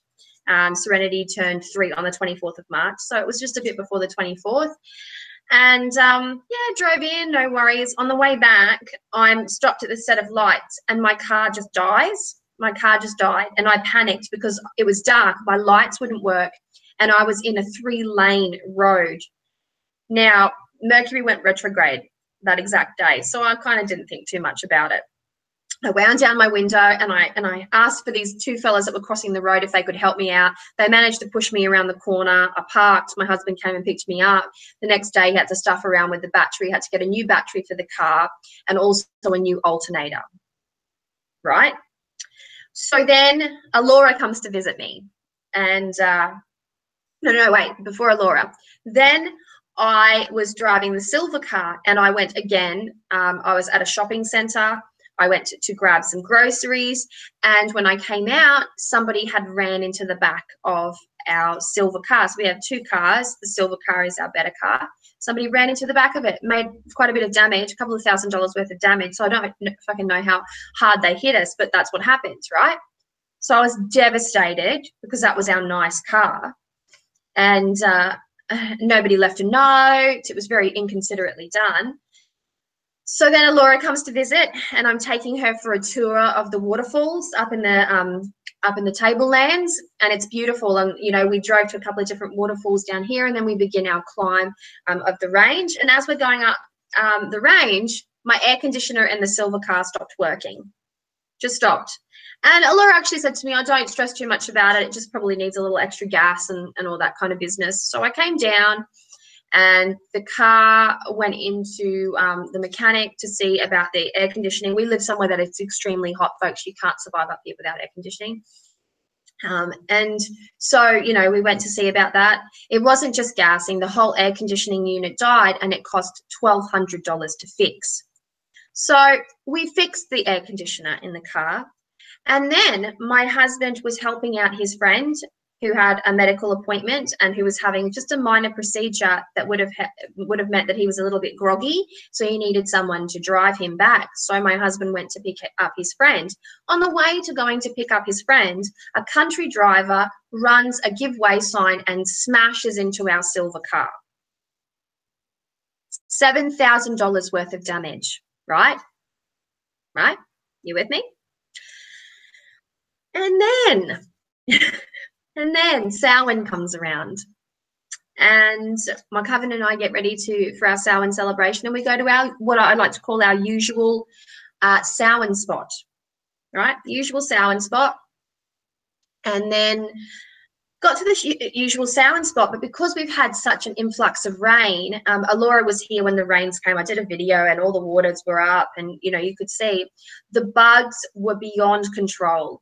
I had my phone light, my iPhone light on, and as my phone light was shining, there were that many bugs. They were creating these octopus-like tendrils.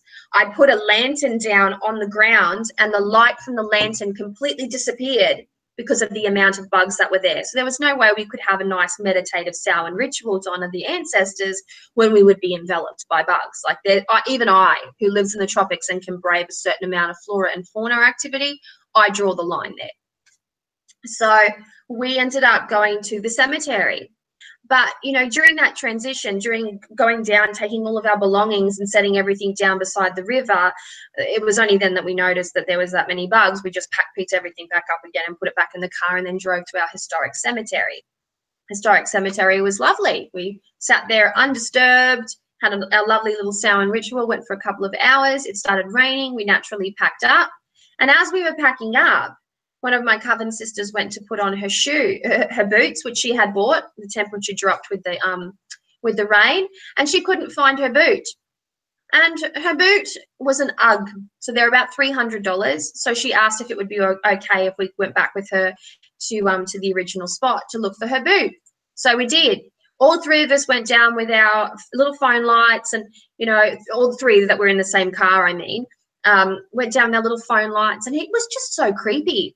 And that was the oddest thing about it, is that the place that we went to, that we usually have our Samhain spot, that we go to after ritual, that we've held countless rituals, felt completely foreign to us. It was really creepy. And so we were kind of huddled up like little wussy girls, and like couldn't find the boot, a black boot in the dark, but with our 3 phone lights, couldn't find the boot. And driving back home, we were at a roundabout giving way to a car going around. A car behind us did not see us and smashed into the back of our car, causing that much damage that an ambulance, a fire truck, and the police came. And I was sitting in an ambulance getting checked out, like my spine was getting checked out, and I was so spooked. I was so spooked. Between the accident that happened at Samhain and my husband's accident was only 4 days. There was only 4 days of difference. And you think that's the last word of it, right? My husband and I were checking on our car, and I dropped him off to check the car. He went to his appointment, and I went in the opposite direction to get fuel. And it was just around close to school pickup time. And I had my little one in the car, and I went and got fuel. And on the way back, I get stuck in a massive traffic jam. I've never been stuck in a traffic jam here in Cairns. I've just never been stuck in a traffic jam. And it was right at this roundabout. And I thought to myself, something really peculiar is going on. The roundabout was jammed. Traffic was insane. And so I had to wait. I had no other option but to wait. And I wait, and I putt-putted down. And when I putt-putted down and around, I started heading towards my house.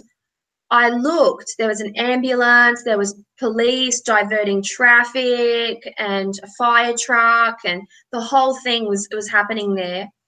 And there was a little yellow V-dub beetle, and it had gotten into an accident. It had hit a light post, ended up on the wrong side of the road, and took out that entire light post. The closer I got, the more I realized that was my very good friend Kim, who was the doula at the birth of my daughter Trinity. And she has Parkinson's, and I'm very involved in her life because I look after her, I help her, I drive her around when she needs me, I take her to her appointments. And she had been in a car accident and ended up in the emergency. And I thought, holy shit, that was it. I was done. Like, these things, all road related. Now, all of that is quite intense, understand this. All of that situation is quite intense. But throw on top of that the fact that my husband and I, my whole family, are about to do a road trip. It gave me the heebie-jeebies, the massive, massive heebie-jeebies. And so I went about things in a very methodical fashion. I went as traditional as I could. I went deep back into my roots. I was on late night chats with my family overseas. They were lighting candles for me in the coven stead. They were talking to the Odisha. The high priestess threw her buzyals for me. I did my own journey work over here. I started to lay out offerings on my altar for various different things. And then I was planning my road opener ritual. So I was opening roads. And so all of this has transpired. But that's my supernatural story. It was very, very... That's not coincidental. I don't believe in coincidence anyway. Coincidence are for people who lack imagination. It was. And you're forgetting the Wheel of Fortune card. Oh yes, yes. On the day that my husband was hit in the car, I drew the reverse Wheel of Fortune. Yeah, the reverse wheel was drawn, and I actually said to Anna, "Reverse Wheel of Fortune was drawn." And that's a conversation that we had afterwards, because Anna knew about this. I called her up and I'm just like, oh, and I don't know, I've had similar experiences with deity. And I always find that when this happens, it's in relation to two things: curses and hexes, which was not even on my radar really. I didn't really count that as a situation, but they're the two reasons: curses and hexes, and deity trying to get your attention. Deity, God, spirit, trying to get your attention, trying to tell you something. And so yeah, through all of this process, I did come to understand certain things about my practice, and I did come to understand certain things about myself, and I seek to remedy those things now, and I sought to remedy those things, and just the work that I've done, just the craft that I've done in the last couple of days has lifted things significantly for me. And so I'm feeling much better. And today we've got a very cool day. We've got beautiful rain. That to me is a confirmation of beautiful cleansing. We haven't had rain for a couple of weeks, and I do this beautiful road opener ritual, and it opens up the pathways. It brings a sense of flow and of serenity and of peace. And I worked with my old gods and new gods and sung the old songs and the new songs and did the things. And yes, the boot was found. We went. Erin went the very next day. The boot was found. Funny side story to that was, after we got into that accident, Erin got my friend Erin Duncan Illustrations. She's fabulous. You should follow her on YouTube and on Instagram. She's a wonderful artist. It was her boot. She found her boot. Huzzah! But after that accident, a company called her, and we got embroiled in this scam. It was an insurance scam. They contacted us, said that the other driver had made a claim, told us that we were able to make a claim, and I felt a bit dodgy. She felt a bit dodgy, but we thought, okay, we'll go through this process. Eventually, we hit that point where we're like, this feels really dodgy, and so we've had to report it to the police. We've had to report it to the commissioner, and this was really everything that happened that prompted me to go, okay, I'm going to place that call overseas. I'm going to talk to the people that know more than me, and I'm going to go and do the work that they tell me to do. So I was just prepared to be led in that situation. And of course, I took all the witches along the ride with me, and we did really, really good work. Really, really good work. So that was my story. Long-winded. all about. You got lots of love. You got lots of love about your course here, Anna. Groon, Ella. What? I went to get a G&T and missed something about a class. Oh yes, Anna's doing it. Anna's preparing a pen and ink class. Nice work on the G&T too, by the way. What I like most about this story is your group of support back home and locally, and helping reading for the situation, all working together. Yes, that's exactly right, Madeline. I was born and raised into a coven, and my coven has my back any time of the day or night.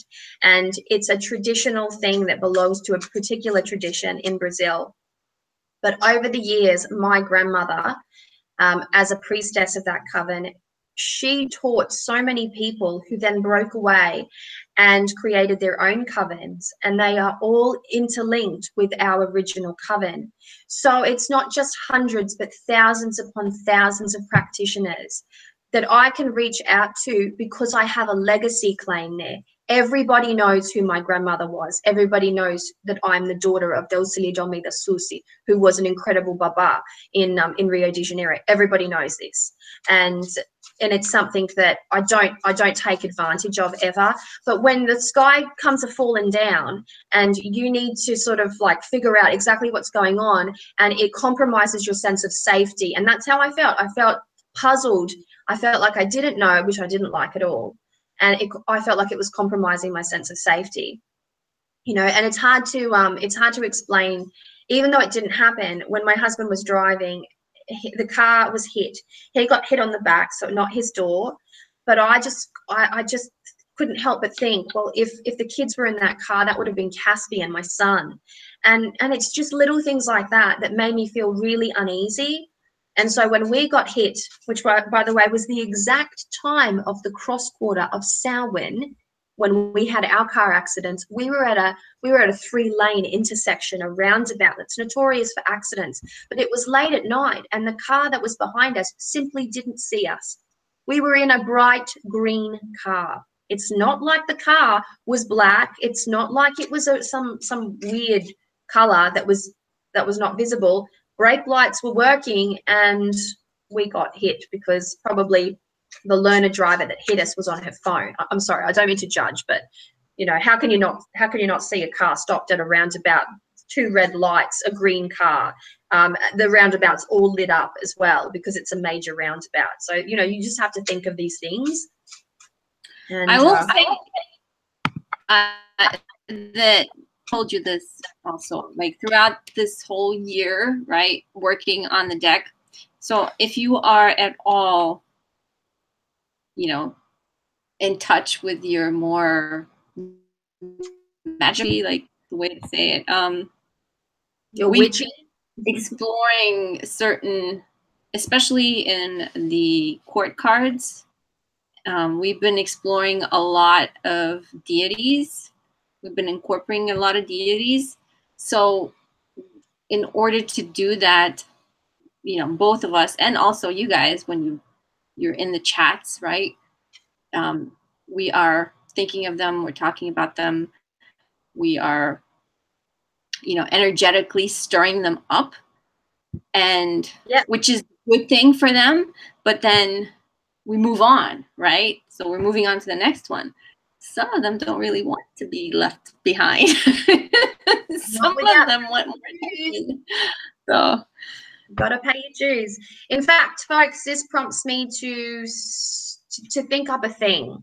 So I'm gonna hit Anna up about something after this Bonestone Bash, and we might do a little bit of something on this. I don't know how yet and why, but it's relevant for the court cards particularly. And it is the very reason why I have stressed that these are not representations of the exact deity. These are inspired by deity. So the energy of deity is here in this deck. The energy of these remarkable energies are within this deck. And that's something that you have to be very aware of. And so we'll get to that another time because we're dragging on quite a bit here. We've been on here for 2 hours already. And but these are big energies. The court cards are really big energies. We chose some massive energies, and yeah, it's something to really consider. And I would love to talk more about that. And it's something that I couldn't write this in a book.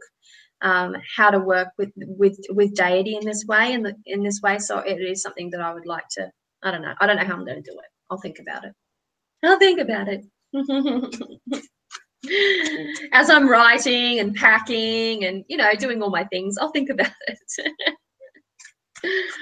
there you have it, folks. We are drawing to, this is the whole deck. Yes, this is it. This is the whole deck. This is a demo copy. This is a demo copy. Don't go getting your knickers in a twist. The book isn't finished yet. This is a demo copy. We printed it to check out the images and the color and all the bits and pieces. It's what you do. You print a demo copy. You print multiple demo copies. So there you have it. It's solid. The artwork is all done. It's standing in my hot little hands. Will I be reading with any other deck other than this one for the next 6 weeks? Probably not. The Bonestone is going to be the thing that I use for readings for a while now, and I'm sure you guys can understand why. And yes, I'll be using this exact copy, but I can't wait to get my copy, my amazing copy on 400 GSM cardstock with a book that yours truly has written. You won't sleep that night. I have to tell you. You will not Probably. sleep. So plan on cartoon. Will you show us the guidebook demo? Yeah. When I get another, when I get the printer proofs and all of that business, I'll jump on again, and I'll bring Anna on with us as well. But it's more that these Bonestone Bashes have been for the full creation of the deck, and while that will still be an important creation, the artwork for the deck is done. So whenever there's something super exciting that that is to happen, whenever we receive the prototypes, or stuff gets sent, and we're going to keep updating you on the Bonestone Facebook group, and we're going to keep on top of any important announcements. We will do videos when videos are called for, but this really is our last organized sit down Bonestone Bash with all of those beautiful souls out there, you guys, you folks right there, who have stuck with us throughout this entire process. We've been going at it for a really long time, and some of you have never missed one, and if you have, you've caught up, and it's incredible support, and it's beautiful encouragement that both Anna and I have received from you, a tremendous amount of patience and kindness as well. This was a very different deck, done in a very different way. The entire process was different. We crowdfunded so early. I still get criticized for early crowdfunding. But honestly, I crowdfunded early because the vast majority of people said, when are you going to launch pre-orders? They really wanted to lock down a copy. So that's what I did. And a lot of what has happened in this deck has been guided by the community. Some of the decisions in this deck, many of the decisions in this deck were contributions from the community. There was A, B, and C. Which deck, which card, which option? A, B, and C. And your choices. And I know one card specifically was I think it was the Page of Swords with the flying. That was pretty much described by one of the viewers, verbatim. Yeah, this one here. This was the Page of Swords. We received this incredible idea. I got a message on Facebook, on my Facebook page, and somebody sent me this, and it was a very kind suggestion. And when he sent it, I marched it off to Anna. And then we tweaked it a little bit to suit the Bonestone. We adjusted things here and there, and there's a lot of this person's suggestions, so they can take a good deal of ownership of that card. Essentially, if they wanted to go, that's my idea. They could really go, that's mine, and that's a beautiful thing. And it's impossible not to connect with a deck that you feel that you have partaken in the creation of. So Anna will always feel very connected to this deck because it's populated by her artwork. I'll feel very. And I have to say, I was very nervous at the beginning to do it live. It was I remember the first one. I was like, I hope I can sketch it out live, because me. I mean, I don't do very many videos. I'm not on YouTube a lot, right? Yeah, I'm exactly up and right. out. I'm more of a. I push her out of her comfort zone, folks. I get on, I'm like, okay, Anna, let's do this. We should do that. Anna, we should do this. And you know what? Anna's actually quietly, a little go-getter herself. So she gives me some of the best ideas. You know what you should do? Just out of the blue. Haven't spoken to Anna for 2 days. She goes, you know what you should do? And she sends me a little, you know what you should do? And I always come back at her and go, you know what you should do? Art classes. Yeah. Look, I'm taking your advice. I'm doing baby steps.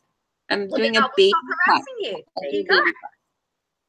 So. I shall say no more of it. Now I'll just talk about the class that you're putting together. I'll just tell people that Anna's doing a pen and ink class. Yeah. Little See how that one. evolves? It just evolves so nicely from there. Feel very at peace with this decision that you've made. It's made me feel very at peace with myself.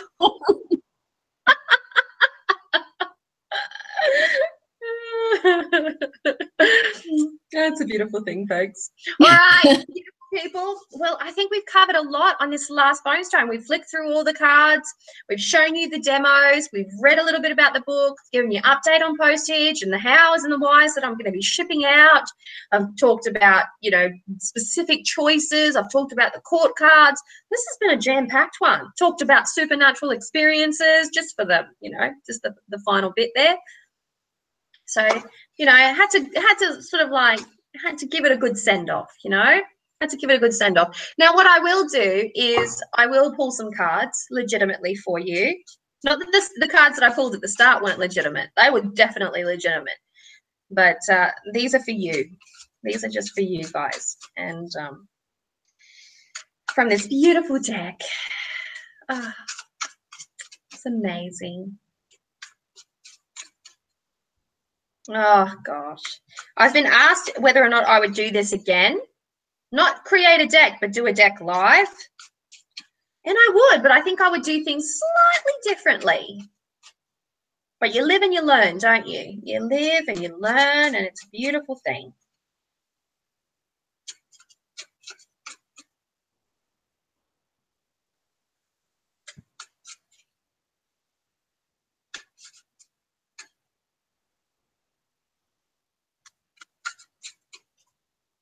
Okay, here we go. You have the Three of Wands, which is receiving your mark for the completion of a project. Not the total completion, but the attainment of a level of completion. Oftentimes, there are many stages to traverse until an entire project, a situation comes to a close. And the Three of Pentacles is a very prosperous, resourceful card showing that you have reached a certain point, that there is a certain level of a right to claim that as a stage of completion, but in no way should we pause. It's a matter of persevering with our work and ensuring that we keep going just that little bit more so that we can reach our next plateau and then our next plateau until eventually the situation comes to a close and we have reached that final stage of completion. So, and it's also, well, it's an initiation card, isn't it?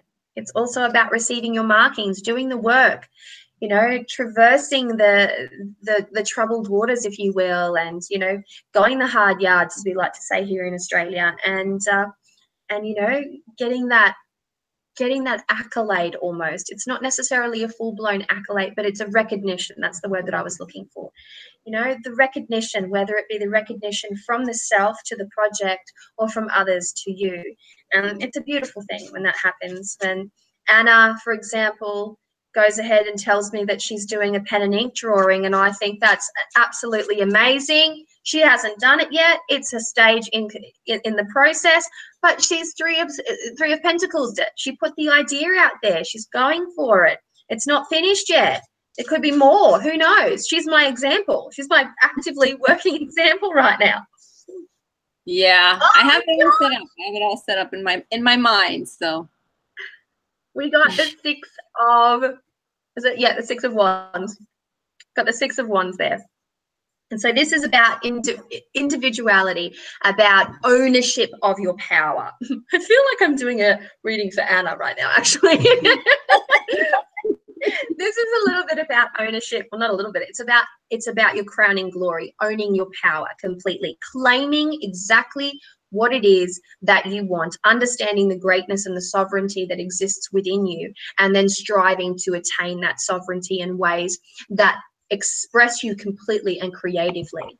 That's one of the most important things. Creativity is paramount to effective living.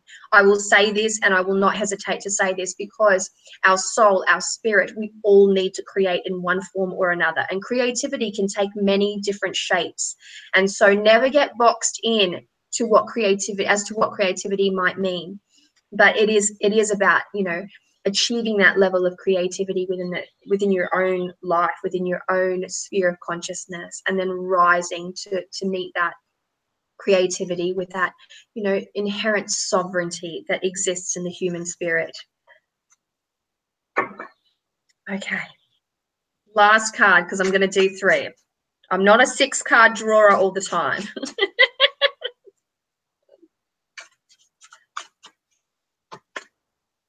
Seven of Pentacles.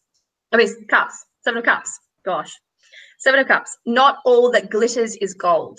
So as you are rising to achieve, as you are, you know, completing your stages, and as you are reaching that point of sovereignty, of acceptance of that creative flow and of that right to be and express yourself creatively, it's important not to get sucked in to that, you know, that the illusionist aspect of things, where what we might want in the heat of the moment, what the fire inside us that's burning tells us that we want, might actively be more illusion and empty. So be very, very mindful of your goals. What is it that you are striving to achieve? Be sure that your goals are worthy of your sovereignty and they're not pipe dreams. Be sure that when you're setting your goals and you're rising to the challenge and you're expressing your creativity and your sovereignty, that you're doing so for worthwhile causes that are going to make you and your spirit experience a sense of far greater peace in your life. And this is emotional. This is an emotional card. We're working with cups here, so it's an emotional card. So you need to make sure that what you aim to achieve is emotionally fulfilling and not on the basis of what glitters. So it's not about superficiality. It's about getting to the crux of the matter and going deep with your emotion, with your feeling, and really striving towards something that can sometimes be far more difficult to achieve, yes, but it is far more worthy and far more rewarding at the end when you have gone through that process and you have attained that glory for yourself. So there you have it. 3-card draw from the Bonestone Northwest Tarot. Just a bit emotional. Emotional. Oh. Yeah, I still remember when you went online, you posted a video on your YouTube channel and you said, I'm looking for an artist. I'm thinking of doing a deck. And I was like, wait. So I'm watching. I'm like, I can do that. I can do that. I remember that. Do you know what? That was the 2nd of February, because it was the birthday of Bridget of Chaldea. So it was Imbolc at the time, on that day, it was Imbolc in the north. So I put out a creative burst under the guise of, yeah.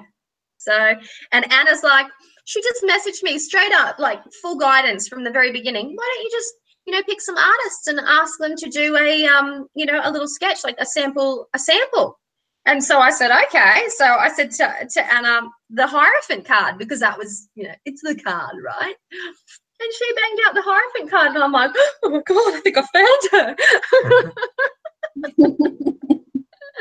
Yeah, it was fun. It was beautiful. It was beautiful. Good times. And now we've completed the deck, and well, I've already told Anna, I think I've been telling her for the last like year, 6 months or something, that we will definitely do another deck together. We're definitely going to do one. The Bonestone will not be our last deck. Give me like a, I have to finish. I'll give you 6 months. The Abyss, because I've been like on it's been on hold for like a year. And I'm telling you, I'll give you 6 months. I'll give you 6 to 8 months. I think I'll be done with the artwork. I'm pretty fast with the artwork on that one, actually. It's easy because it's like it comes in my head. I'm like, okay, I'm going to do this. And that's it. I'll just do it. You cut out I don't have to, like, yeah, I'm lonely. And it's a little lonely, you know, but writing. I have to write a book, which is going to. I know someone who can help you. It's not going to be like her book, guys. It should be like my book, though, shouldn't it? Everything. It has like every single astrological thing. I'll be like, yeah, here's my artwork. This is this is this. This is it's a pretty picture. I did this because of this. Pretty simple and straightforward, you know. It's, I won't let her do that. Don't worry, guys. I won't let her at the beginning. Artist book. You can put in your guidebook, bullied by Avalon. The astrological correspondences, bullied by Avalon. Kabbalistic correspondences, bullied by Avalon. Yeah. So yeah, once I'm done with that, I'm all yours. I'll Fabulous. do it all over again. Finish it. And if I can just tease a little bit here, I may have already a name for my next deck. I may have already a name. It's not locked in. It's not locked and loaded, but it is feeling like it's going to be Earth Flesh and Oathbound. A Tarot of Witches. That's what it's going to be. A Tarot of Witches is just the little like little dusting. Little sprinkle. Little sprinkle. A tarot. Yes. So incarnated earth flesh body, the physicality, and oathbound is the secret. The secret of magic, the secret of the occult, the secret of shamanism, the secret of mysticism, of earth-centric spiritual systems, of witchcraft. So that's where I'm spell going. Work in that. Yeah. And my book. Am I going to do spell work in it? Yeah. Probably, yeah. Instead of the narrative, I'll probably then do ritual. Good times. There you go. And you have to do an oracle. Oh yeah, Anna's trying to talk me into the Bonestone Oracle. You know, it's a bit funny because I've always been like, I love tarot so much. Megan asked if there's going to be a Bonestone Oracle. I think that, you know, there's people who like to work with tarot and the Oracle, like they combine them, right? So there's, for each one, there's like its soulmate. Yeah. It needs a soulmate. It has to have a soulmate. Yeah, well, I've contemplated that because the moment I started to shuffle this, I would usually grab an oracle deck to go with it just to give it a little sugar at the end. The Bonestone needs a sugar.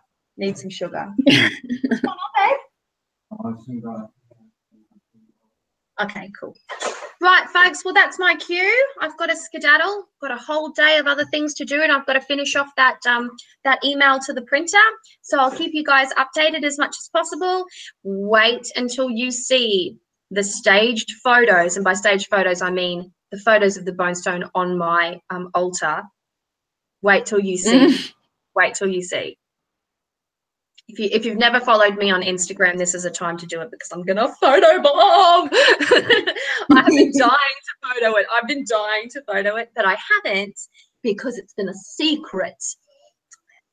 I've been wanting to photograph it too. I was taking photos and I was deleting them after. So I was taking them. It's like, it's just a good photo. And then I delete it so I wouldn't post it accidentally. It's like, oh my god, that card to make it feel better, and then I just delete them. Like I won't buy them, but I like to see them in my cart because it just gives me the feeling that one day I will get that deck. It's my thing.